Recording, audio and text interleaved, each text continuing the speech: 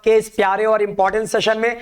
आज का सेशन बेटा बहुत खास होने वाला है, क्योंकि आज प्यारे बच्चे हम लोग फिर से ठीक है अपना एक प्यारा और इंपॉर्टेंट सेशन लेकर आ चुके हैं। और आज के सेशन में बेटा ठीक है पिछली वाली जो हमारी क्लास थी प्यारे बच्चों, उसमें हम लोगों ने पढ़ना शुरू कर दिया था post fertilisation structures and events. मतलब फर्टिलाइजेशन के बाद ठीक है जो हमारे फ्लावरिंग प्लांट्स होते हैं बच्चों, उनमें फर्टिलाइजेशन के बाद क्या क्या आपको स्ट्रक्चर्स और इवेंट्स देखने को मिलते हैं। और आपको याद होगा कि इसमें बेटा हम लोगों ने डिस्कस कर लिया था क्या बेटा, पोस्ट फर्टिलाइजेशन जो इवेंट्स हैं इसमें हम लोगों ने सबसे पहले बेटा डिस्कस कर लिया था क्या, डेवलपमेंट ऑफ एंडोस्पर्म। तो डेवलपमेंट ऑफ एंडोस्पर्म ये हम लोगों ने प्यारे बच्चों कंप्लीट कर लिया था। तो आज हम क्या शुरू करने वाले हैं सर, आज हम डेवलपमेंट ऑफ एंडोस्पर्म के बाद डिस्कस करेंगे बेटा डेवलपमेंट ऑफ एम्ब्रियो। ठीक है, देखो फ्लावरिंग प्लांट था, ठीक है, फ्लावरिंग प्लांट में फर्टिलाइजेशन हुआ, फर्टिलाइजेशन के बाद क्या बना था सर, जाइगोट बना था। ठीक है, अब जाइगोट से क्या बनेगा बेटा, embryo. So now we discuss आखिर ये जो फ्लावरिंग प्लांट है, ये फ्लावरिंग प्लांट और एम्ब्रियो ठीक है कैसे डेवलप करते हैं।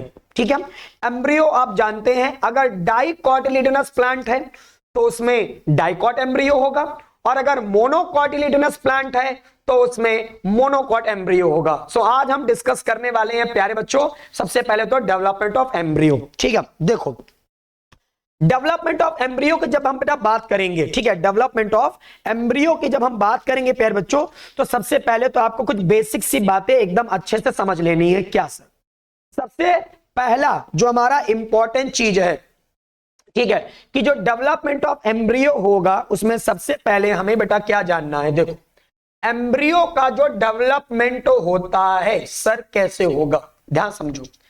एम्ब्रियो के डेवलपमेंट में सबसे पहले तो आपको ध्यान से समझना है कि एम्ब्रियो डेवलप होता है, पहला क्वेश्चन आपके नीट एग्जाम में आएगा, कौन से एंड पर। ये पहला क्वेश्चन बेटा आपके नीट एग्जाम में आ चुका, मतलब एकदम समझो इंपॉर्टेंट क्वेश्चन है। एम्ब्रियो डेवलप होता है सर, बिल्कुल एम्ब्रियो डेवलप होगा। तो एम्ब्रियो डेवलप होगा कौन से एंड पर, एक होता है माइक्रोपाइल एंड, एक होता है चैलेंज एंड। कौन से एंड पर एम्ब्रियो डेवलप होता है, तो हमारे प्यारे बच्चे बोलेंगे एम्ब्रियो डेवलप होता है माइक्रोपाइलर एंड पर। ठीक है, of the embryo sac. Embryo sac जानते हो ना, एम्ब्रियो सैक सर बिल्कुल नाम सुना है हमने एम्ब्रियो सैक का। आपने जब हम लोगों को पढ़ाया था सर ओव्यूल, आपने हम लोगों को जब ओव्यूल पढ़ाया था तो ओव्यूल में आपने सर हम लोगों को एम्ब्रियो सैक के बारे में बताया था। आपने ओव्यूल के दौरान हम लोगों को इसके बारे में बेटा बताया था ना बेटा आपने। यस सर, देखो ऐसे ही है, याद है ये ओव्यूल था प्यारे बच्चों, ये ओव्यूल। ठीक है, इस ओव्यूल के अंदर आपको बेटा एम्ब्रियो सैक मिला था, याद आया एम्ब्रियो सैक। एम्ब्रियो सैक का माइक्रोपाइलर एंड कौन होता है, ये है माइक्रोपाइलर एंड, माइक्रोपाइलर एंड। तो यही पास एम्ब्रियो डेवलप होगा। ठीक है, ये कौन सा एंड है, चैलेजल एंड, चैलेजल एंड, ये हो जाएगा चैलेजल एंड। ठीक है, तो वो एम्ब्रियो कहां पास डेवलप होता है, जल्दी जल्दी कमेंट करो फटाफट। एम्ब्रियो डेवलप होता है माइक्रोपाइलर एंड पर। ठीक है, यस, ठीक है, चलो क्लियर हो गया माइक्रोपाइलर एंड पर। ठीक है, अब सुनो आगे जल्दी जल्दी। नेक्स्ट हमें सर आगे चीज क्या समझनी है, देखो अगला इंपॉर्टेंट चीज ध्यान समझो कि जो जाइगोट होगा वो किस एंड पर आपको मिलेगा। तो जाइगोट भी आपको बेटा किस एंड पर मिलेगा, जल्दी बताओ फटाफट सर। जब एम्ब्रियो माइक्रोपाइलर एंड की तरफ डेवलप कर रहा है तो कॉमन सेंस सर जाइगोट भी कहां रहेगा, माइक्रोपाइलर एंड की तरफ ही, क्योंकि जाइगोट ही आपका डिवाइड करके एम्ब्रियो बनाता है ना। सो जाइगोट भी कहां होगा प्यारे बच्चे, आपका माइक्रोपाइलर एंड की तरफ। आगे समझो, द अर्ली एम्ब्रियोनिक डेवलपमेंट्स। ठीक है, जो शुरुआत में एम्ब्रियो डेवलप हो रहा है उसको हम बोलते हैं बेटा एम्ब्रियोजेनी। ठीक, इज सिमिलर, ये मोनोकॉटिलिडनस एंड डाइकॉटिलिडनस दोनों में शुरुआत में जो एम्ब्रियो डेवलप होता है ना बेटा, वो शुरू में एक जैसा रहता है। मतलब जाइगोट है, जाइगोट में माइटोसिस होगी, 2 सेल बनेंगे, ठीक है। उसी तरह से मोनोकॉट और डाइकॉट में भी सबसे पहले 2 सेल बनती हैं, फिर वो 2 सेल डिवाइड करके 4 सेल बनाते हैं, ठीक है। टी शेप का एम्ब्रियो बन जाता है। तो शुरुआत में मोनोकॉटिलिडन्स, ठीक है, और डाइकॉटिलिडन्स दोनों में जो एम्ब्रियो का डेवलपमेंट हो रहा होता है वो स्टार्टिंग में सिमिलर होता है, ठीक है। फिर डिफरेंट, उसके बाद इन दोनों में डिफरेंट बनते हैं, डिफरेंट डेवलपमेंट दिखाई देगा, डिफरेंट तरीके से डेवलपमेंट होगा, ठीक है। आगे हमसे क्या बोल रहा है बेटा, वेरी वेरी इंपॉर्टेंट पॉइंट क्या बोल रहा है हमारा, अगला हमारा जो इंपॉर्टेंट पॉइंट है बेटा वो कह रहा है, ध्यान समझे यहां पास बेटा, कि जो जाइगोट है, zygote zygote give rise to proembryo. सबसे पहले जाइगोट से प्रो एम्ब्रियो बनेगा। मैंने बताया ना आप लोगों को 4 सेल्ड स्टेज का एम्ब्रियो दिखाई देता है। टी समझते हो ना, टी शेप, टी शेप आपको एम्ब्रियो दिखाई देगा, ठीक है बेटा, प्रो एम्ब्रियो बोलेंगे हम लोग उसको। So zygote give rise to proembryo, zygote से बेटा प्रो एम्ब्रियो बनेगा। एंड सब्सिक्वेंटली हमारा क्या होगा बेटा, जो जाइगोट है इसके बाद हमारा जो जाइगोट होता है पहले ग्लोब्यूलर शेप होता है। ये बेटा क्वेश्चन आपसे पूछ लेगा, जाइगोट डिवाइड करके पहले बनाया बेटा प्रो एम्ब्रियो, प्रो एम्ब्रियो आपका शेप कैसा रहता है आमतौर पर बेटा, टी शेप्ड, टी शेप्ड। फिर इससे बेटा जो आपका एम्ब्रियो है वो ग्लोब्यूलर शेप हो जाता है, ग्लोब्यूलर शेप हो जाएगा। और ग्लोब्यूलर के बाद बेटा जो एम्ब्रियो होता है वो क्या हो जाता है बेटा हमारा, जल्दी बताओ, हार्ट शेप्ड, ऐसे हार्ट शेप्ड आपका एम्ब्रियो बेटा बनेगा। एंड फिर हमारा मैच्योर एम्ब्रियो बेटा बन जाता है, ठीक है। तो सर यहां से जो हमें क्वेश्चन मिलने वाला है, क्वेश्चन क्या मिलने वाला है, क्वेश्चन मिलने वाला है प्यारे बच्चों कि आपका जो एम्ब्रियो डेवलपमेंट होगा वो किस एंड पर होगा। तो आप ध्यान रखोगे एम्ब्रियो का सर डेवलपमेंट होता है माइक्रोपाइलर एंड की तरफ, एम्ब्रियो का डेवलपमेंट माइक्रोपाइलर एंड की तरफ, ठीक है। सर दूसरा क्वेश्चन, ठीक है, क्या स्टार्टिंग में एम्ब्रियोजेनी के दौरान, मतलब अर्ली डेवलपमेंट, ठीक है, एम्ब्रियो का जब अर्ली डेवलपमेंट होगा, एम्ब्रियो का जब अर्ली डेवलपमेंट होगा तो डाइकॉट और मोनोकॉट में आपको सिमिलरिटी दिखेगी, बाद में इसमें डिफरेंस आ जाएगा, ठीक है बेटा। एम्ब्रियो जो रहता है सबसे पहले वो बनेगा, फिर ग्लोब्यूलर एम्ब्रियो में चेंज होगा, ग्लोब्यूलर शेप बन जाता है बेटा उसका, और फिर बच्चों आपका हार्ट शेप बनता है, एंड देन बेटा आपका मैच्योर एम्ब्रियो बन जाएगा, ठीक है। हम डाइकॉट की बात कर रहे हैं, हम किसकी बात कर रहे हैं बेटा, डाइकॉट की। तो हम सबसे पहले डाइकॉट एम्ब्रियो के बारे में समझते हैं, डाइकॉट एम्ब्रियो कैसा होता है। देखो बेटा डाइकॉट एम्ब्रियो जो होता है उसमें आपको एक मिलता है बेटा एम्ब्रियोनल एक्सिस, एक एम्ब्रियो में एक्सिस मिलेगी, एम्ब्रियोनल एक्सिस, ठीक है, एम्ब्रियोनल एक्सिस मिलेगा।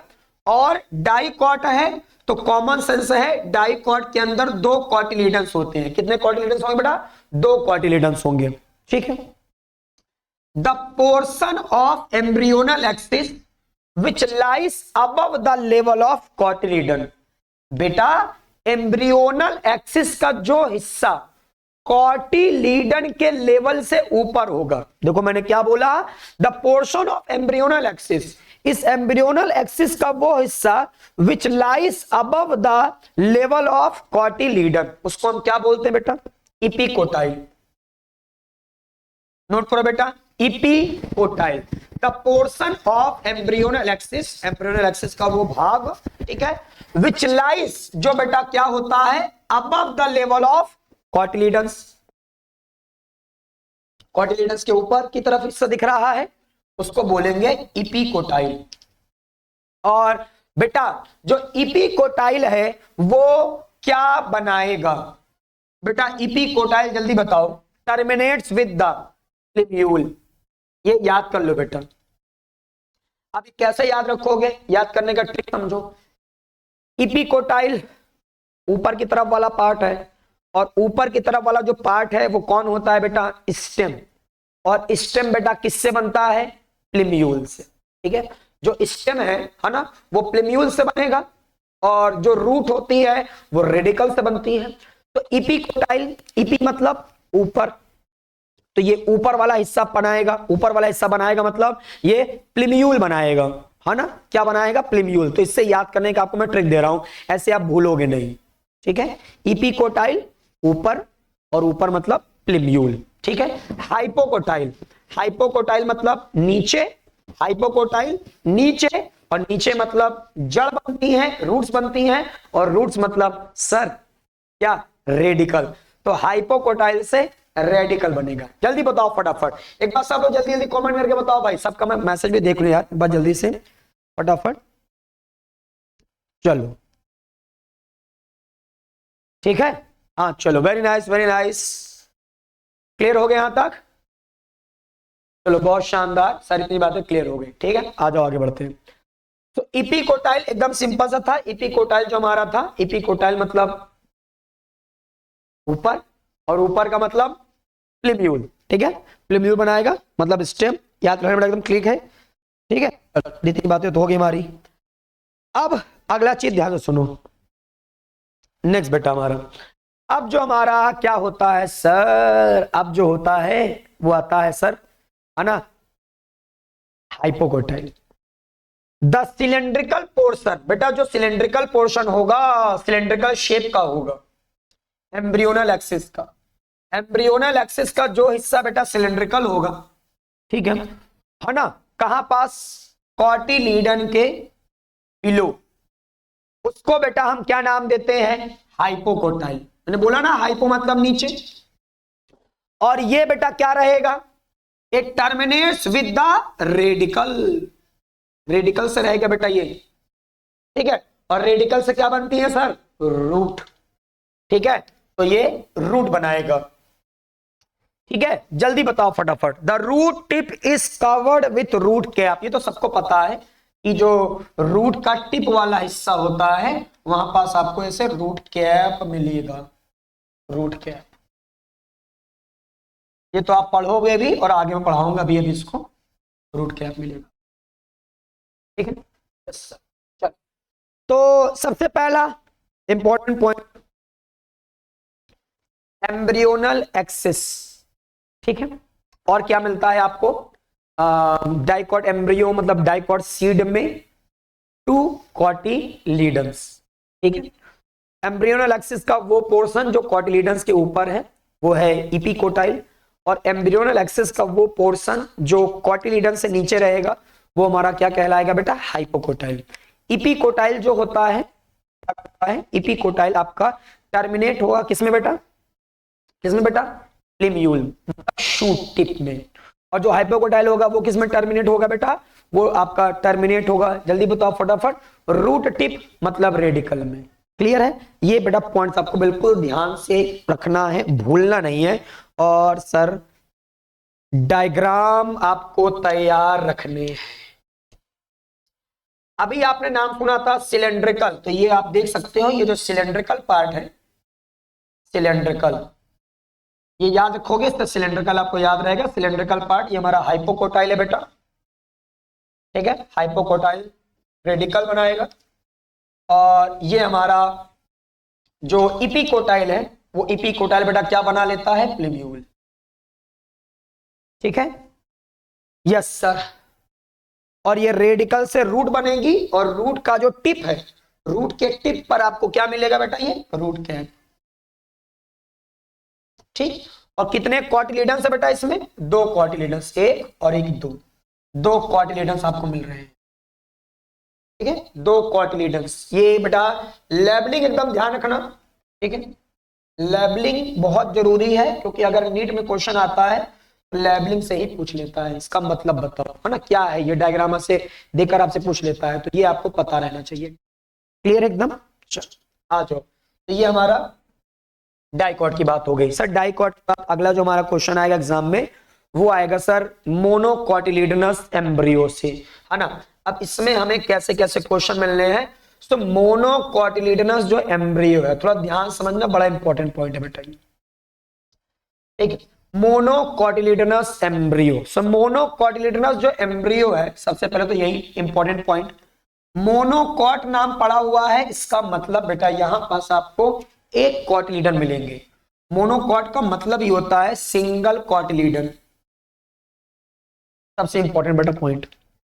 ठीक है, ग्रास जो आपने सुना होगा ना, ग्रास वगैरह है ना, उसमें आपको मिल जाएंगे ये। और इन द ग्रास फैमिली ये जो कॉटिलिडन होता है, ग्रास फैमिली में मोनोकोटिलिडनस सीड का जो कॉटिलिडन होता है बेटा, उसको हम लोग क्या बोलते हैं बेटा, स्कूटेलम। ये यहां पास रहेगा, स्कूटेलम बोलते हैं बेटा इसको, स्कूटेलम। ठीक है, क्या बोलेंगे बेटा इसको हम लोग, स्कूटेलम। और ये कहां होता है, सिचुएटेड, पाया जाता है लैटरल, लैटरल समझते हो, बगल बगल, लैटरल। ठीक है, लैटरल मिलेंगे आप लोगों को to the embryonal axis. Its lower end, जो इसका लोअर एंड होगा, इसके लोअर एंड की तरफ, ठीक है, एम्ब्रियोनल एक्सिस में रेडिकल मिलेगा। लोअर एंड नीचे की तरफ आपको रेडिकल मिलेगा। ठीक है, और नीट में जो क्वेश्चन आने वाला है, इस रेडिकल को कवर कौन करता है बेटा, तो रेडिकल को कवर करने वाला स्ट्रक्चर बताओ बेटा। तो रेडिकल को कवर करने वाला जो स्ट्रक्चर है, उसका नाम बेटा क्या है, रेडिकल को कवर करने वाला जो स्ट्रक्चर होता है बेटा, रेडिकल, रेडिकल को कवर करने वाला जो स्ट्रक्चर है वो आपसे पूछा जाएगा बेटा।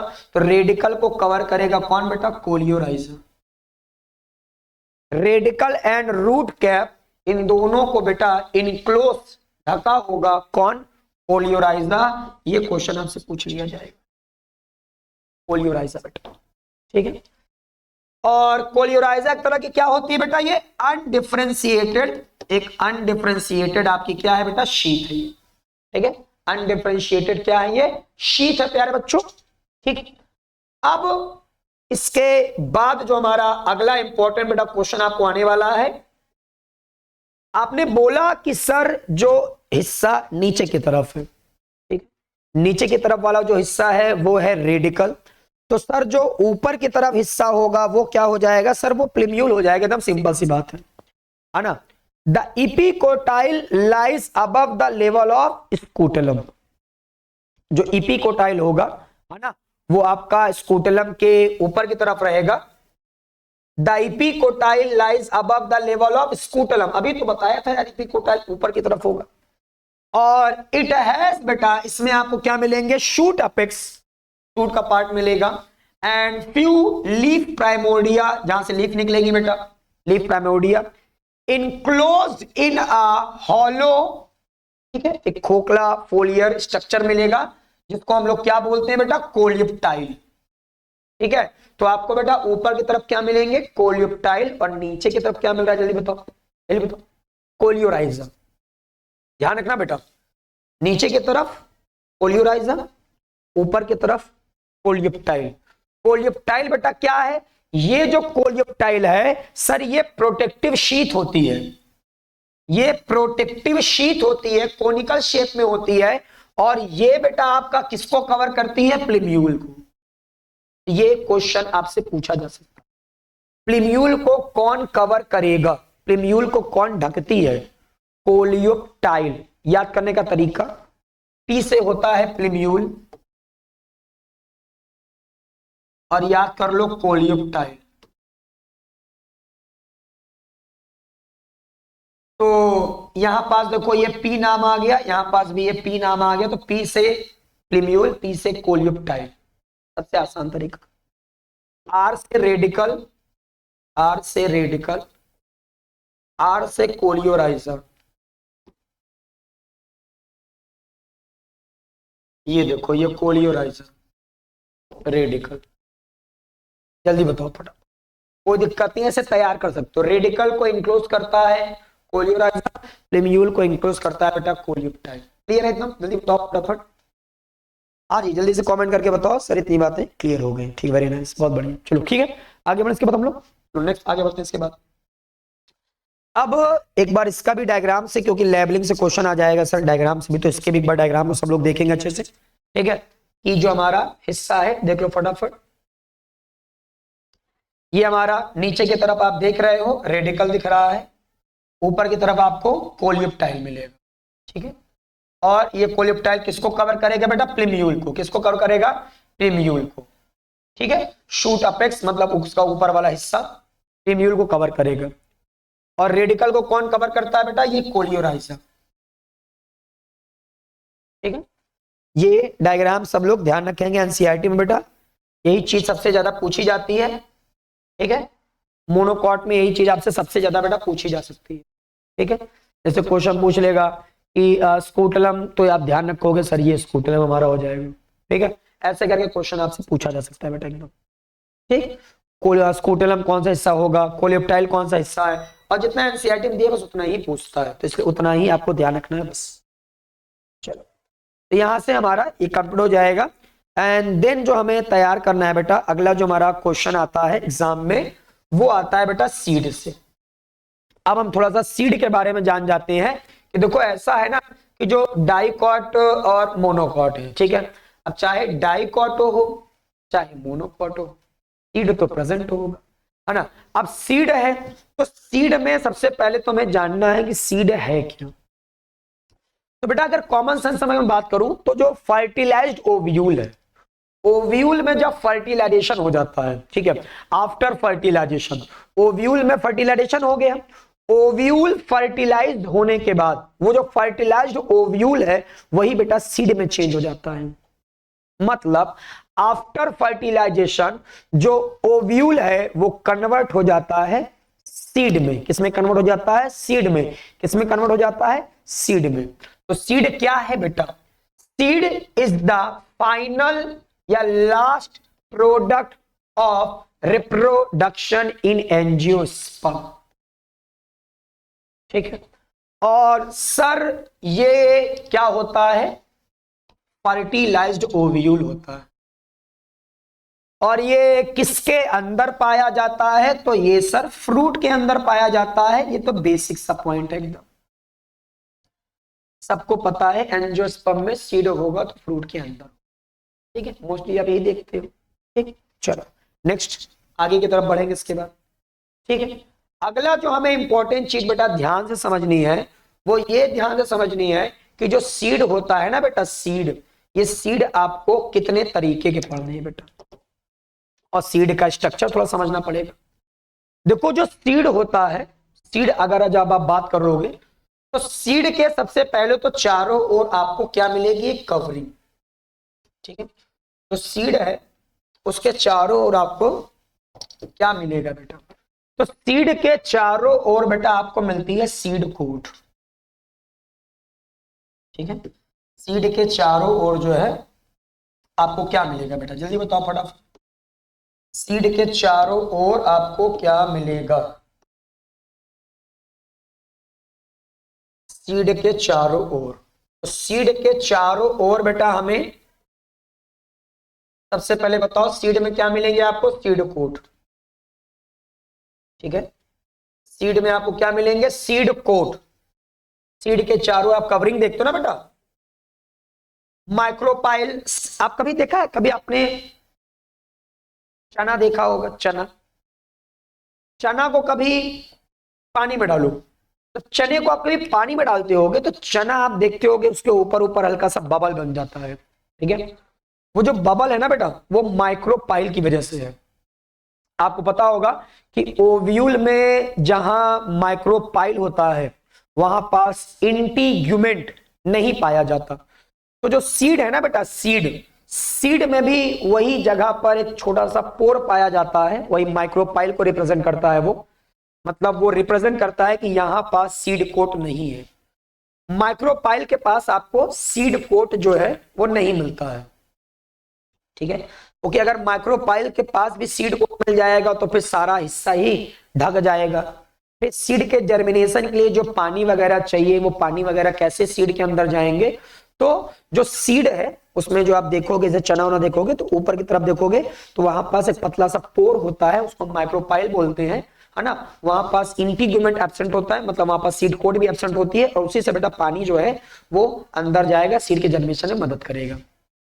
ठीक है, तो सबसे पहले आपको सीड कोट मिलता है सीड में। ठीक है, सीड में आपको सीड कोट मिलेगा और कॉटिलीडन होंगे, सीड में आपको कॉटिलीडन मिलते हैं। अब अगर वो डाइकॉट सीड है तो उसमें 2 कॉटिलीडन आपको दिखाई देंगे, और अगर वो मोनो कॉटिलीडन सीड है तो उसमें आपको 1 कॉटिलीडन दिखाई देगा। और बेटा साथ में आपको मिलेंगे एम्ब्रियोनल एक्सिस। क्या मिलेंगे बेटा? Embryonal axis. साथ में प्यारे बच्चों आपको क्या मिलेगा? Embryonal axis. अभी तो मैंने बताया था आपको, एम्ब्रियोनल एक्सिस मतलब बेटे रेडिकल, प्लिम्यूल, ये भी चीजें तो मिलेंगी। तो रेडिकल प्लिम्यूल किसका पार्ट है? एम्ब्रियोनल एक्सिस का पोर्शन है। ठीक है, तो रेडिकल और प्लिम्यूल वगैरह भी मिलेगा। ठीक है, तो ये चीजें आपको बेटा दिखाई देंगी किसमें? जल्दी बताओ बेटा, सीड में। तो सीड में हमारे प्यारे बच्चों को सीड कोट मिलेगा, कॉटिलीडन मिलेंगे और एम्ब्रियोनल एक्सिस मिलेगा। ठीक है, अब जो कॉटिलीडन्स होता है, कॉटिलीडन्स सिंपल, कॉटिलीडन्स बेटा क्या होते हैं? सिंपल होते हैं सर, सरल होते हैं। ठीक है, जनरली ये थिक होंगे बेटा, फूड वगैरह इसके अंदर स्टोर होता रहता है। ठीक है, कॉटिलीडन के अंदर। अच्छा, आप मूंगफली खाते होगे, ठंडी का मौसम में मूंगफली खाते होगे, तो मूंगफली का जो आप सफेद सफेद दाना खाते हो वो क्या खा रहे हो? कॉटिलीडन खा रहे हो। वो कॉटिलीडन क्यों खा रहे हो? क्योंकि सर उसके अंदर फूड इकट्ठा है, इसीलिए खा रहे हो ना, है ना। ऐसे सबका तो सीड नहीं खाने लगते ना, नीम का सीड तो नहीं खाने लगते हो कि चलो अच्छा लाओ नीम का सीड खा लूं मैं, लाओ आम का सीड मिल रहा है उसको भी खा लूं, कड़वा लगने लगेगा। उसके अंदर है ना जो आपको बॉडी को चाहिए जिस तरह का है ना न्यूट्रिएंट वो नहीं है, तो नहीं खाओगे उसको। लेकिन मूंगफली का दाना खा रहे हो, मूंगफली का कॉटिलीडन खा रहे हो सीड का, तो मूंगफली के सीड का जो कॉटिलीडन खा रहे हो है ना, वो भाई क्यों खा रहे हो? फूड इकट्ठा उसके अंदर। तो कॉटिलीडन जो होते हैं वो थिक होते हैं, मोटे दिखाई देते हैं, बिकॉज कॉटिलीडन के अंदर आपको क्या इकट्ठा मिलता है सर? फूड। उसके अंदर फूड स्टोर होता है। बात समझ रहे मेरी? आगे अब ये जो सीड होते हैं सर, सीड, एक अपन सीड पढ़ने वाले हैं, ठीक है, नॉन एल्ब्यूमिनस, और एक अपन सीड पढ़ने वाले हैं एल्ब्यूमिनस। ठीक है, 2 तरह के सीड होते हैं, ध्यान समझना। नॉन एल्ब्यूमिनस का एक और नाम होता है नॉन एंडोस्पर्मिक सीड, और जो एल्ब्यूमिनस होता है इसका एक और नाम होता है एंडोस्पर्मिक सीड। नॉन, नॉन का मतलब दिमाग में रखो एब्सेंट, नॉन एंडोस्पर्मिक या नॉन एल्ब्यूमिनस, एंडोस्पर्मिक मतलब एल्ब्यूमिनस। तो नॉन मतलब ये नॉन एंडोस्पर्मिक सीड है। अब नॉन एंडोस्पर्मिक सीड का मतलब क्या है? नॉन एंडोस्पर्मिक सीड का मतलब है ये ऐसे सीड होते हैं जिनके जो एम्ब्रियो होंगे वो डेवलपमेंट के दौरान उस सीड के अंदर जो एंडोस्पर्म होता है ना उसको कंज्यूम कर लेते हैं। आपको मैंने पिछले वाली क्लास में पढ़ाया था कि जो एंडोस्पर्म होता है वो डेवलप हो रहे एम्ब्रियो को नरिशमेंट मिलेगा। तो एंडोस्पर्म, डेवलप हो रहा एम्ब्रियो, तो ये जो डेवलप हो रहा है एम्ब्रियो, इस एम्ब्रियो को नरिशमेंट कौन देगा? एंडोस्पर्म। तो ये एंडोस्पर्म इस डेवलपिंग एम्ब्रियो को नरिशमेंट मिलेगा, है ना। तो ये डेवलपिंग एम्ब्रियो है, ये एंडोस्पर्म है, तो एंडोस्पर्म इस डेवलपिंग एम्ब्रियो को नरिशमेंट दे रहा है। तो सर होता क्या है, कभी कभी या ऐसे सीड बोलो आप जिसमें ये जो डेवलपिंग एम्ब्रियो है ना, डेवलपिंग एम्ब्रियो ये एंडोस्पर्म से, ठीक है, नरिशमेंट ले रहा है, लाओ नरिशमेंट दो मुझे, खाना दो मुझे। तो पता चला कि ये जो आपका, ठीक है, डेवलप हो रहा है एम्ब्रियो, ये नरिशमेंट लेना चाहता है अपने आप जिंदा रखने के लिए, और एंडोस्पर्म इसको नरिशमेंट देता रहता है। एंडोस्पर्म कहता है लो बेटा खाओ, लो बेटा खाओ। और पता चला कि जो डेवलपिंग एम्ब्रियो है वो नरिशमेंट लेते लेते, मतलब भोजन लेते लेते एंडोस्पर्म बेचारा, ठीक है, उसी से भोजन ले रहा था, तो एंडोस्पर्म खत्म। तो कभी कभी क्या होता है कि जो डेवलपिंग एम्ब्रियो होता है ना बेटा, डेवलपिंग एम्ब्रियो, जिन सीड में वो जो एम्ब्रियो डेवलप हो रहा है उस दौरान वो एम्ब्रियो एंडोस्पर्म से लगातार नरिशमेंट लेता रहता है और इस वजह से बेचारा एंडोस्पर्म क्या हो जाता है, पता चला उसके पास जितना खाना था वो सारा खाना कौन ले लिया, एम्ब्रियो। तो अगर एम्ब्रियो डेवलपमेंट के दौरान, ठीक है, एंडोस्पर्म से न्यूट्रिशन लेते रहते हैं, पोषण लेते रहते हैं, जिस वजह से जो एंडोस्पर्म है वो समाप्त हो जाता है। और जब एंडोस्पर्म समाप्त हो गया तो उस सीड में आपको एंडोस्पर्म नहीं मिलता है, and that type of seed is called non albuminous seed, या हम जिसको बोलते हैं non endospermic seed. Non endospermic seed नाम क्यों बोला था मैंने, बिकॉज इसमें एंडोस्पर्म क्या हो जाते हैं, एब्सेंट। तो मैंने यही आपको बोला, they have no residual endosperm, इसमें एंडोस्पर्म आपका बचा हुआ नहीं रहता है, नहीं रह पाता है। इट इज कंप्लीटली कंज्यूम, ये जो एंडोस्पर्म होता है ये पूरी तरह से कंज्यूम कर लिया जाता है ना। ये एंडोस्पर्म का जो फूड है वो पूरी तरह से उपयोग कर लिया जाता है, किसके द्वारा बेटा, एम्ब्रियो के द्वारा। एम्ब्रियो जब डेवलप हो रहा होता है तो वो एम्ब्रियो एंडोस्पर्म से न्यूट्रिशन लेता रहता है, जिसकी वजह से एंडोस्पर्म समाप्त हो जाता है, एंडोस्पर्म उस सीड में आपको नहीं मिलता है, and that type of seed is called non albuminous seed, या आप बोलो एंडोस्पर्म इसमें एब्सेंट होगा, या आप इसी को बोल सकते हो नॉन एंडोस्पर्मिक सीड। ठीक है, चलो एग्जाम्पल आपसे पूछ लेगा नीट एग्जाम में, तो हमारे बच्चे बताएंगे इसका एग्जाम्पल बड़े प्यार से। ग्राउंड नट, ग्राउंड नट तो जान ही गए हो, है ना, अभी मैंने एग्जाम्पल दे के ग्राउंड नट का समझाया। ग्राउंड नट हो गया, पी हो गया, मटर हो गया, बीन्स हो गए, ये आपके बेटा इसके एग्जाम्पल हो जाए। ठीक है, नॉन एल्बुमिनस के। सर एल्बुमिनस का एग्जाम्पल बता दीजिए, मजा आ जाए। सुनो, आ जाओ, सुनो अब एल्बुमिनस सीड। अब यार इसी का अपोजिट कर लो, ठीक है। अगर कोई सीड या एम्ब्रियो के डेवलपमेंट के दौरान, अगर एम्ब्रियो के डेवलपमेंट के दौरान जो एम्ब्रियो, ठीक है, भोजन ले रहा है, नरिशमेंट ले रहा है एंडोस्पर्म से, ठीक है, एम्ब्रियो जो होते हैं वो नरिशमेंट बेटा लेंगे किससे, एंडोस्पर्म से। अब मान लो वो भोजन ले रहा है, ठीक है, उसके बावजूद एंडोस्पर्म बचा रह गया, एंडोस्पर्म बचा रह गया, मतलब एक तरह से पूरा का पूरा नरिशमेंट एम्ब्रियो ने नहीं लिया। एम्ब्रियो ने कहा भैया हमको इतना ही नरिशमेंट का काम है, एम्ब्रियो ने वो नरिशमेंट ले लिया, वो फूड ले लिया, वो फूड ले लिया, ठीक है, और हमारा जो एंडोस्पर्म है वो बचा हुआ है सीड में, एंडोस्पर्म सीड में प्रेजेंट है नरिशमेंट देने के बावजूद भी, ठीक है, नरिशमेंट देने के बावजूद भी। तो बेटा ऐसे सीड को अपन नाम देंगे एल्बुमिनस सीड, या इंग्लिश में बोले तो एंडोस्पर्मिक सीड, या एक और नाम बोल सकते हो इसमें एंडोस्पर्म प्रेजेंट होता है। तो जो हमारे, ठीक है, एल्बुमिनस सीड्स हैं, दे रिटेन, इसमें पाए जाते हैं आपके, retain the part of endosperm, इसमें एंडोस्पर्म का पार्ट बेटा बना रहता है, पाया जाता है, ठीक है, नॉट कंप्लीटली यूज्ड, और ये पूरे तरह से बेटा उपयोग नहीं होता है इसका फूड, ठीक है, एम्ब्रियो डेवलपमेंट के दौरान, एम्ब्रियो डेवलपमेंट के दौरान बेटा। और ये आपको बेटा किस में मिलेगा, ये मिलेगा बेटा आपको व्हीट में, मेज में, पैरले के सीड में, कैस्टर का आपने सीड नाम सुना होगा, कोकोनट का सीड है, सनफ्लावर का सीड है, ठीक है, इनमें आपको मतलब ये जो इनके सीड है ये आपके क्या कहलाएंगे, एल्बुमिनस सीड। तो वेरी वेरी इंपॉर्टेंट है, फटाक से इसको भी नोट कर लीजिएगा, ठीक है।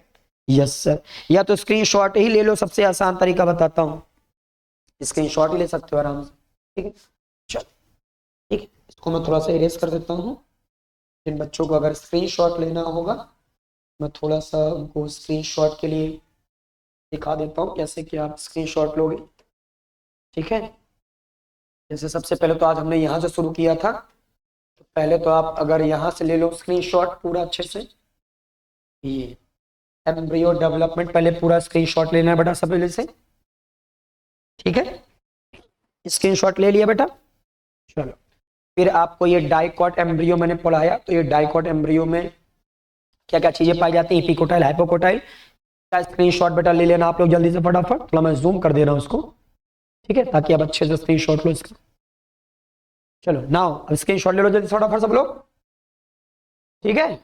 स्क्रीनशॉट ले लिया, ओके। नाउ अब हमारा इसके बाद ये डाइकॉट एम्ब्रियो का बेटा आपका ये, ठीक है, हाइपोकोटाइल वाला पार्ट हो गया स्क्रीनशॉट। फिर ये स्ट्रक्चर एनसीईआरटी में बना रहेगा, ठीक है। तो स्ट्रक्चर के लिए परेशान नहीं होना, तो स्ट्रक्चर तो आपको मिल जाएंगे ना, मोनोकोटिलेडस एम्ब्रियो, तो इसका भी स्क्रीनशॉट लेंगे क्योंकि इसमें आपको कोलियराइजा और क्या मिलते हैं बेटा, कोलियोप्टाइल।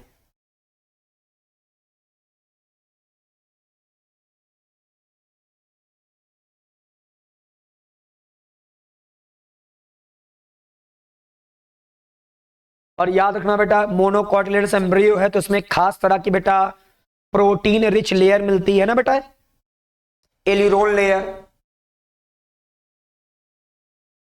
ठीक है। एम्ब्रियोनल एक्सिस और स्कूटेलम के बीच में आप देखोगे एलिरोन लेयर मिल जाएंगी। जब आप देखोगे डायग्राम तो वो डायग्राम आपने देखा होगा कहां पास, मॉर्फोलॉजी ऑफ फ्लावरिंग प्लांट्स में, ठीक है। मॉर्फोलॉजी ऑफ फ्लावरिंग प्लांट्स में जब आप मोनोकॉट का डायग्राम देखोगे, ठीक है, मोनोकॉट सीड का, ठीक है, morphology of flowering plants, morphology of flowering plants में मोनोकॉट जो आपके सीड होते हैं उसमें आप डायग्राम जब जाकर देखोगे तो वहां पास आपको मिलेगा बेटा एल्यूरोन लेयर। वो आप जब उस चैप्टर को पढ़ाएंगे तो वहां पर डिस्कस भी करेंगे। फिर हमारा सीड बेटा मैंने आपको बता ही दिया है, फर्टिलाइज्ड ओव्यूल होता है, ठीक है, इसका भी स्क्रीनशॉट ले लेने से फटाफट। और फिर हमारा सीड के अंदर क्या क्या चीजें आपको दिखेंगी, तो सीड कोट मिलेगा, कॉटिलिडन्स मिलेंगे, है ना, एक कॉटिलिडन भी मिलेगा मोनोकॉट में, दो कॉटिलिडन मिलेंगे बेटा डाइकॉट में, है ना, और एम्ब्रियोनल एक्सिस नोट कर लीजिए फटाफट। फिर बेटा आपने नाम सुना सीड के दो टाइप्स हमने पढ़ा, मैच्योर सीड आपके नॉन एल्ब्यूमिनस और एल्ब्यूमिनस। एग्जांपल बहुत इंपॉर्टेंट है। चलिए नाउ अब हम शुरू करने जा रहे हैं बेटा, एक नाम खास नाम है, इंपॉर्टेंट है बेटा एकदम। देखो क्या, ध्यान समझना कि अगर अगर तो क्या होता है हमारा न्यूसिलस, न्यूसिलस नाम आपने सुना होगा, जब मैंने ओव्यूल पढ़ाया था मैं आपको न्यूसिलस बताया था, ठीक है। सो अगर मान लो जो न्यूसिलस है, न्यूसिलस, अगर न्यूसिलस आपको मैच्योर सीड में मिल जाए, ठीक है, रेमनेंट्स, अगर न्यूसिलस आपको मैच्योर सीड में बचा हुआ मिल जाता है, मतलब आपको मैच्योर सीड के अंदर क्या मिल रहा है बेटा, न्यूसिलस। तो अगर मैच्योर सीड के अंदर आपको न्यूसिलस मिल रहा है, मतलब जो न्यूसिलस है उसका शेष बचा हुआ भाग, मतलब न्यूसिलस का अगर बचा हुआ भाग आपको मैच्योर सीड में मिल रहा है, तो प्यारे बच्चों आप इसे क्या नाम दोगे, पेरिस्पर्म, ठीक है। Remnants of न्यूसिलस in mature seeds, ठीक है, मैच्योर सीड में न्यूसिलस का बचा हुआ भाग जो है, ठीक है, वो क्या कहलाएगा बेटा, न्यूसिलस का, ठीक है, न्यूसिलस का क्या कहलाएगा बेटा जल्दी बताओ, पेरिस्पर्म। अब पेरिस्पर्म बेटा आपको किस में मिलेंगे सर, यही तो सबसे एग्जाम्पल है ना बेटा, ब्लैक पेपर नाम सुना होगा है ना, और बेटा क्या बीट, इन दोनों में आपको पाया जाएगा। ठीक है, चल अब एक इंपॉर्टेंट पॉइंट बेटा, the integuments of ovule. Sir आपने नाम बोला था सीड कोट, सीड के चारों ओर जो कवरिंग होती है वो बनाता कौन है? तो प्यारे बच्चों द इंटीग्यूमेंट्स, जो ओव्यूल का इंटीग्यूमेंट होता है, ओव्यूल का जो इंटीग्यूमेंट्स होते हैं बेटा, ठीक है, जो उसका इंटीग्यूमेंट वाला पार्ट है, ठीक, वो आपका हार्ड हो जाता है। क्या हो जाता है बेटा? हार्ड। ओव्यूल का जो इंटीग्यूमेंट होता है वो हार्ड हो जाता है, और वही हार्ड होकर बेटा क्या बनाता है? सीड कोट, सीड कोट बनाता। क्लियर? इट इज या इट हैज हम बोले, इसमें एक छोटा सा पोर होता है, मैंने बताया था ना आप लोगों को कि ओव्यूल में भी एक छोटा सा पोर होता है, तो सीड में भी एक छोटा सा पोर होगा, उसको बोलेंगे हम माइक्रोपाइल। और माइक्रोपाइल की वजह से ही सीड के अंदर क्या जाती है? ऑक्सीजन और वाटर। ये इसी की वजह से हो पाता है, माइक्रोपाइल पोर होता है, इसी वजह से सीड के अंदर वाटर और ऑक्सीजन जाएगी। ठीक है, और ये सीड के जर्मिनेशन में मदद करेगा बेटा, नोट कर लो बेटा। ठीक है, माइक्रोपाइल्स में हेल्प करता है बेटा। चलो अब आगे बेटा क्वेश्चन सुनो जल्दी से फटाफट। अगला पॉइंट, इसका भी बेटा स्क्रीनशॉट ले लो जल्दी से फटाफट, इसका भी सब लोग जल्दी से स्क्रीनशॉट ले लेंगे बेटा फटाफट।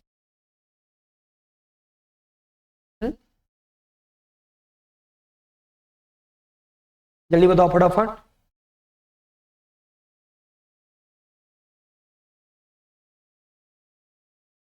चलो देखो आगे सुनो बेटा, एज द सीड मैच्योर, जैसे जैसे सीड मैच्योर होता है बेटा, उसका जो वाटर कंटेंट है ना वो रिड्यूस, सीड के अंदर का जो वाटर है, वाटर जो है वो बेटा कम होने लगेगा। ठीक है, सीड बिकम, सीड जो होगा वो क्या हो जाएगा? ड्राई हो जाएगा, सूख जाएगा कल का, है ना। That is 10 to 15% moisture by mass, कम हो जाएगा प्लस। ठीक है, मतलब जो मॉइस्चर वगैरह है, भाई एक बात बताओ, सीड में से जब वाटर जो है, आप कभी देखोगे, कभी आप ताजा चने का बीज देखो, ठीक है, और फिर वो जब ड्राई हो जाएगा तब उसको आप देखो, ठीक है, वाटर लॉस हो गया उसमें से। द जनरल मेटाबॉलिक एक्टिविटी, और जो सीड के अंदर मेटाबॉलिक एक्टिविटी है ना होनी है, द मेटाबॉलिक एक्टिविटी, और ये सर सीड के अंदर मेटाबॉलिक एक्टिविटी कौन शो करता है? एम्ब्रियो, एम्ब्रियो ही तो सब कुछ बना रहा है ना। तो सीड के अंदर जो एम्ब्रियो है उसके अंदर जो मेटाबॉलिक एक्टिविटी हो रही है, तो एम्ब्रियो के अंदर जो मेटाबॉलिक एक्टिविटी होती है ना बेटा, वो थोड़ा स्लो हो जाती है, स्लो डाउन हो जाती है। As a result the embryo में एंटर, और इस वजह से जो आपका एम्ब्रियो है ना, वो जो सीड के अंदर एम्ब्रियो होता है वो प्रवेश कर जाता है इनएक्टिव स्टेज में।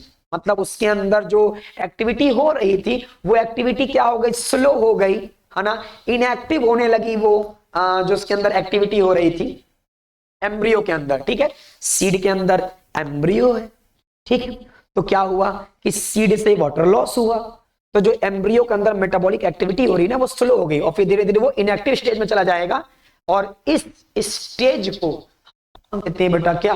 डोरमेंसी। डोरमेंसी का मतलब होता है सीड के अंदर जो एम्ब्रियो है ना, जब उसके अंदर होने वाली मेटाबॉलिक एक्टिविटी स्लो हो गई, इनएक्टिव हो गई, तो बेटा उसको हम बोलते हैं डोरमेंसी स्टेज। डोरमेंसी स्टेज से फायदा क्या होता है? एक बात बताओ, एक सीड को पानी नहीं मिल पा रहा है, और अगर वो सीड जर्मिनेशन बिना पानी के करना चाहेगा तो नहीं कर पाएगा। ठीक है, बिल्कुल नहीं कर पाएगा, क्योंकि पानी के बिना फिर जो सीड के अंदर एंजाइम होते हैं वो एक्टिवेट नहीं हो पाएंगे। पानी मिलेगा तो उसके एंजाइम एक्टिवेट होंगे और सीड में जर्मिनेशन शुरू होगा। और अगर मान लो भगवान ने सीड के अंदर ये क्षमता दे देती कि पानी नहीं है, जाओ फिर भी तुम अपने आप जर्मिनेशन शुरू कर सकते हो। तो पता चला सीड जर्मिनेट करना शुरू किया, पानी है ही नहीं, कुछ समय के बाद वो सीड जर्मिनेट कर नहीं पाएगा और पता चला नया प्लांट बन नहीं पाएगा, खत्म खत्म। तो सीड के अंदर डोरमेंसी की स्टेज आ जाती है। जैसे ही सीड देखता है कि भाई वाटर लॉस हो गए अपने, ठीक है, चलो अब क्या है कि एम्ब्रियो अपने अंदर होने वाली एक्टिविटी को स्लो कर दिया कि भैया वाटर है नहीं अपने पास, अपन जर्मिनेट कर नहीं पाएंगे, इसलिए अपनी एक्टिविटी को स्लो कर दो और आराम से डोरमेंसी की स्टेज में पड़े रहो। और जैसे ही उस सीड को वाटर मिलता है, देखो फिर जर्मिनेशन शुरू हो जाता है। तो ये एक तरह से अपने आप को बचाए रखने का तरीका है सीड के पास। आप चने का डिब्बा देखो, आप चने का जब डिब्बा देखोगे, चने के डिब्बे में आपने चना रखा हुआ है, वो चना जर्मिनेट नहीं कर पा रहा है अगर उसको पानी नहीं मिल रहा है, लेकिन जैसे ही उसको पानी मिलेगा चना जर्मिनेट करना शुरू, है ना। तो वो डब्बे के अंदर भी उसने अपने आप को डोरमेंसी स्टेज में रखा था कि भैया मुझे अपने आप को बचाकर रखना है, पानी जैसे मिलेगा मैं शुरू करूं। ये खासा अच्छा खासा एडेप्टेशन का प्रोसेस है प्लांट्स के अंदर, ठीक है, कि इन फेवरेबल कंडीशन, जैसे ही फेवरेबल कंडीशन आएंगी, ठीक है, फेवरेबल कंडीशन जैसे ही अवेलेबल हो जाएगी। फेवरेबल कंडीशन का मतलब होता है जैसे ही प्यारे बच्चों क्या मिल गया, वाटर, जैसे ही वाटर वगैरह आ गया, अब वो प्यारे भैया वो सीड जर्मिनेट करना शुरू करेगा।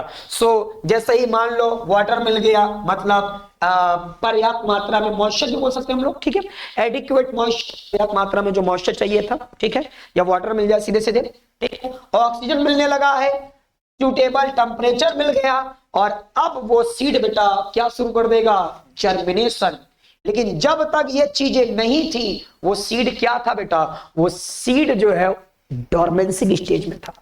उसने अपने आप को बचा के रखा था कि भाई अभी नहीं जर्मिनेट करना है, भी अपने आप को बचा के रखना है मुझे, तो डोरमेंसी स्टेज में रहता है, ठीक है। और जैसे ही फेवरेबल कंडीशन आती है वो सीड जर्मिनेट करना स्टार्ट कर देता है, तो डोरमेंसी स्टेज जो है वो प्लांट्स के लिए काफी बेहतर होती है, ठीक है, बचे रह जाते हैं आपके प्रतिकूल परिस्थितियों में।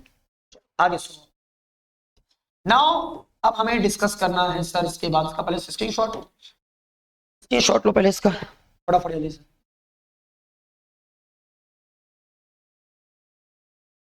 ठीक है, हो गया स्क्रीनशॉट, चलो आगे सुनो। अब अपन डिस्कस करने जा रहे हैं बेटा फ्रूट, ध्यान सुनो, फ्रूट जो फ्रूट होता है बेटा, अब देखो बहुत सिंपल है, राइपेंड ओवरी, राइपेंड ओवरी का मतलब होता है जो ओवरी आपकी क्या हो गई, डेवलप, ठीक है। आफ्टर फर्टिलाइजेशन, फर्टिलाइजेशन के बाद जो हमारी राइपेंड या मैच्योर ओवरी है वही फ्रूट बनाती है। तो the ovary of a flower develops into fruit, fruit बना लेगा बेटा ये। और जो ओव्यूल था उसी दौरान वो सीड बना लेता है, ठीक। अब जो ओवरी की वॉल होती है, ओवरी की वॉल, ओवरी की वॉल जो होती है बेटा ये डेवलप होती है फ्रूट वॉल में, इसमें डेवलप होगी बेटा फ्रूट वॉल में, जिसे आप बोलते हैं पेरिकार्प, ठीक है। अब जो फ्रूट होते हैं, कुछ फ्रूट फ्लेसी होते हैं, फ्लेसी है ना, guava, orange, mango fleshy food है। कुछ जो आपके फ्रूट होते हैं बेटा वो ड्राई होते हैं, जैसे ग्राउंड नट, मस्टर्ड, ये ड्राई फ्रूट है, ठीक। अब हमें ये भी एक बात है कि जो मेनी फ्रूट्स हैं उसमें खास तरह की मैकेनिज्म होती है अपने सीड को बाहर निकालने में, ठीक है। अब जो फ्रूट्स हैं, हमें एक फ्रूट पढ़ना है बेटा क्या, ट्रू फ्रूट्स, एक हम पढ़ेंगे बेटा फॉल्स फ्रूट, और एक हम अलग से बेटा नाम सुनेंगे और पार्थेनोकार्पिक फ्रूट्स, ठीक है।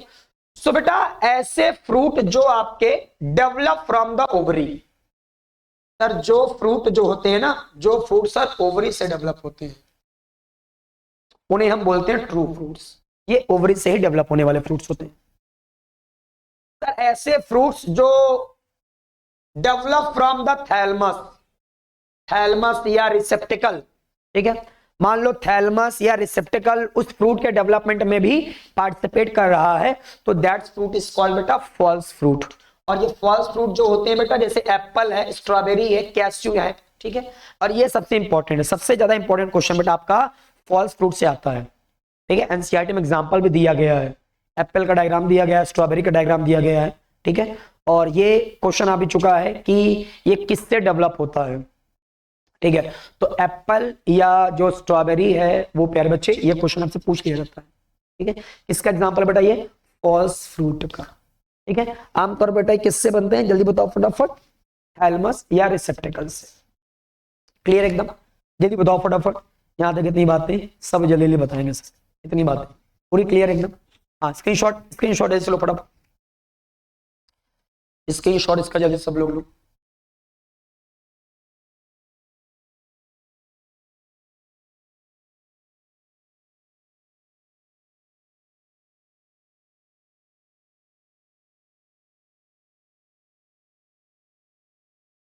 क्लियर,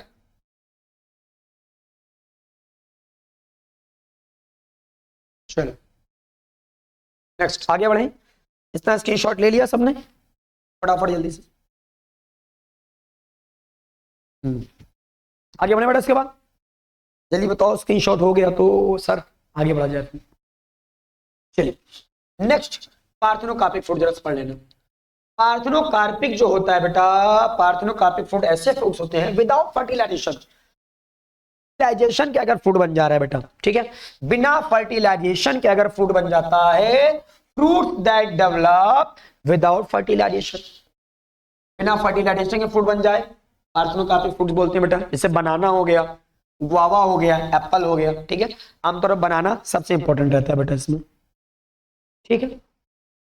फिर पार्थेनोकार्पी, पार्थेनोकार्पी का मतलब होता है बेटा induce through the application of growth hormones, है ना। अगर हम कोई ग्रोथ हार्मोन्स को यूज करते हैं और ग्रोथ हार्मोन्स को यूज करने की वजह से आपको क्या मिल जाए बेटा, पार्थेनोकार्पी, मतलब कि विदाउट फर्टिलाइजेशन ही फ्रूट बन जाए।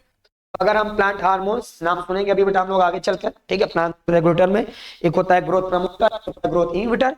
तो जो ग्रोथ हार्मोन्स है उसको अगर आप यूज करते हो और आपको जो है क्या मिल रहा है बेटा, सीडलेस फ्रूट, सीडलेस फ्रूट मिल रहे हैं, फ्रूट्स आर सीडलेस, है ना। तो अगर ग्रोथ हार्मोन्स को यूज करके, ठीक है, सीडलेस फ्रूट बनाए जाते हैं, इसको हम लोग क्या बोलते हैं, पार्थेनोकार्पी।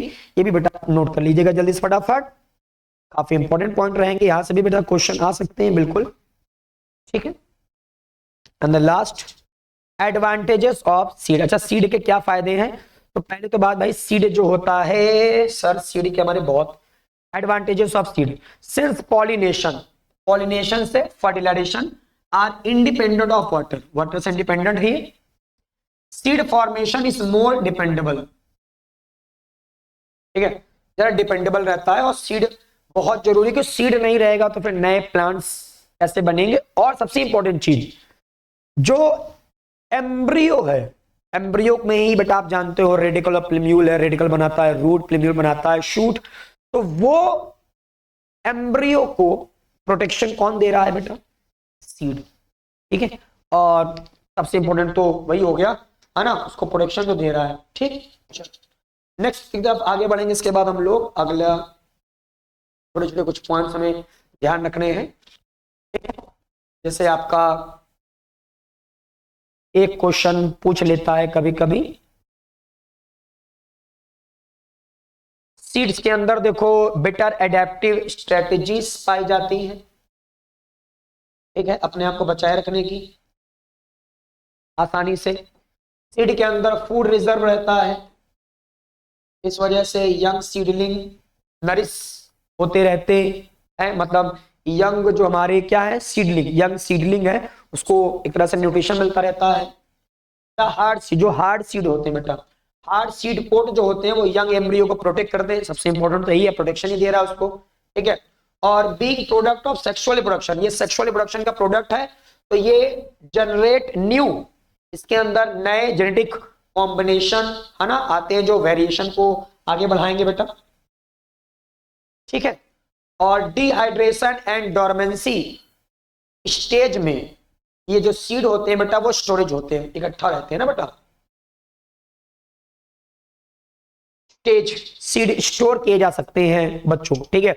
और स्टेज है ना, मतलब आपने मान लो सीड को स्टोर करके रख लिया, तो सीड को स्टोर करके रखने से क्या फायदा मिलेगा, मान लो जब अगला सीजन आया तो आप उसे ग्रो करा सकते हो, ठीक है। जैसे मान लो इस समय चना का सीजन नहीं है, तो मान लो आप उसे सीड को रख लिया, ठीक है, तो वो सीड डोरमेंसी स्टेज में चला गया, ठीक है। अगर सीड में ये डोरमेंसी वाली एबिलिटी ना होती तो भैया फिर वो सीड खत्म, है ना, पता चला बेकार हो जाता। तो सीड के अंदर जो डोरमेंसी वाली स्टेज होती है, इसकी वजह से आप सीड को स्टोर कर रख सकते हो, ठीक है।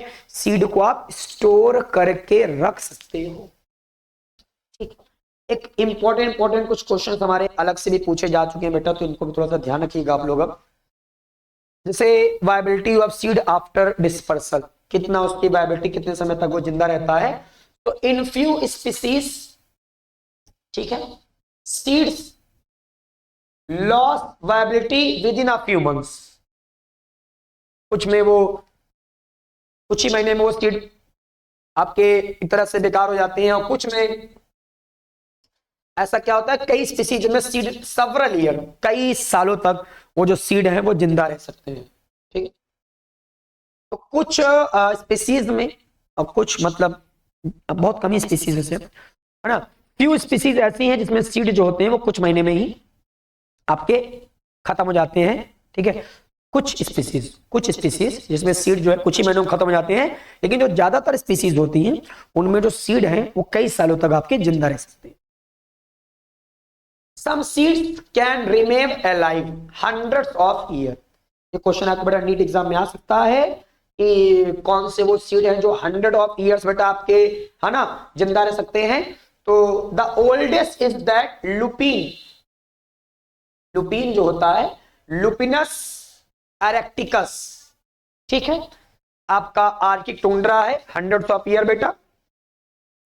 और the seed germinated and flowered after and estimated record 10,000 साल डोरमेंसी के बाद, ठीक है।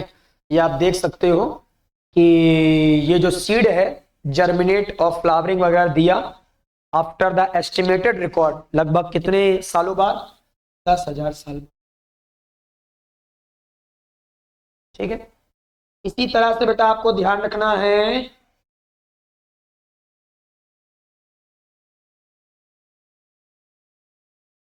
क्या ध्यान रखना है, 200 years old viable seed is dead palm, ये भी बेटा याद कर लेना। 2000, ठीक है, 2000 अखियों का दोस्त, 2000 बेटा ओल्ड, ठीक है। जो 2000 ओल्ड जो है, 2000 साल पुराना, ठीक है, वायबल सीड जो है डेट पाम का, ठीक है। डेट पाम साइंटिफिक नाम जो भी याद रखना बेटा इसका, फीनिक्स है ना हमारा, डैक्टी लिफेरा डिस्कवर्ड हुआ था ड्यूरिंग द बेटा आर्कियोलॉजिकल, है ना, excavation at King Herod place near the Dead Sea. तो ये जगह थी बेटा जहां पास ये आपका सर क्या हुआ था, डिस्कवर्ड हुआ था, याद कर लेना बेटा। कितने साल पुराना, 2000 साल पुराना वायबल सीड, कितना साल पुराना सीड बताओ, जिंदा, ये खोजा गया था। ये नाम बेटा ध्यान रखना जरूर से जरूर, यहां से क्वेश्चन बन जाएंगे। एंड द लास्ट हमारा बेटा, तो सबसे लास्ट हमारा पॉइंट आता है एपोमिक्सिस एंड पॉलीएम्ब्रियोनी, ठीक है।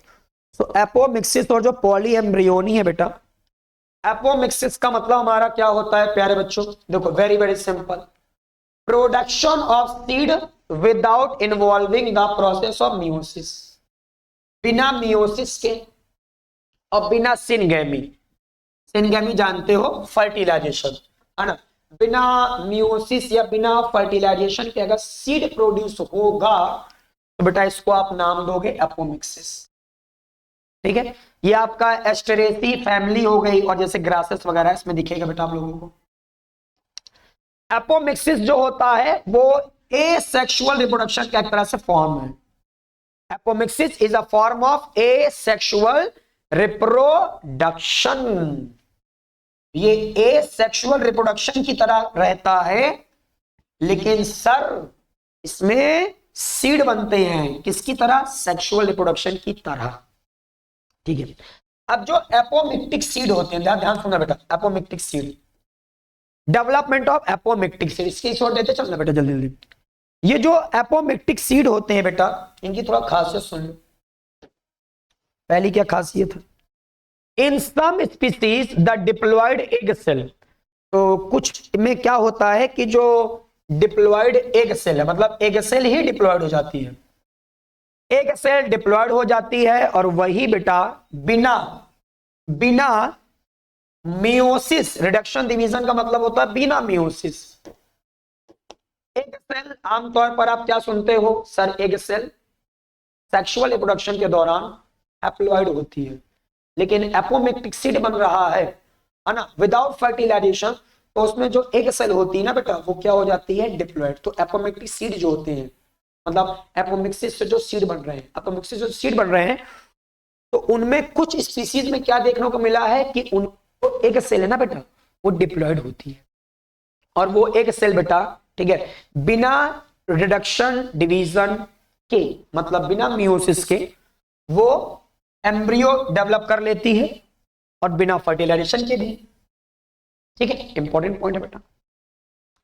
इसके अलावा मेनी स्पीसीज हैं, जैसे आपका नींबू हो गया, सिट्रस, मैंगो की वैरायटीज कुछ होती हैं बेटा, उनमें जो न्यूसिलस होता है, न्यूसिलस की जो सेल्स होती है सराउंडिंग द एम्ब्रियो सैक, ठीक है, एम्ब्रियो सैक के चारों ओर जो न्यूसिलस की सेल्स होंगी, वो बेटा क्या बना लेती है सर? जल्दी बताओ। वो बना लेती है बेटा एम्ब्रियोस, डेवलप कर लेके बेटा एम्ब्रियोस बना लेती है। ठीक है, और इन स्पीसीज में ईच ओव्यूल, मतलब एक ओव्यूल के अंदर ढेर सारे एम्ब्रियो आपको दिखाई देंगे। जैसे सिट्रस है, मैंगो की वैरायटीज वगैरह है, इसमें एक ही ओव्यूल के अंदर आपको बेटा क्या मिलेंगी? मेनी एम्ब्रियोस मिल सकते हैं। क्लियर? और more than one embryo in a seed, और बेटा अगर आपको एक से ज्यादा एम्ब्रियो एक ही सीड में मिलेगा, तो प्यारे बच्चों आप इसे क्या नाम दोगे? Poly embryo. ठीक है, थोड़ा सा पॉली एम्ब्रियोनिक का लास्ट पॉइंट नोट कर लेना बस।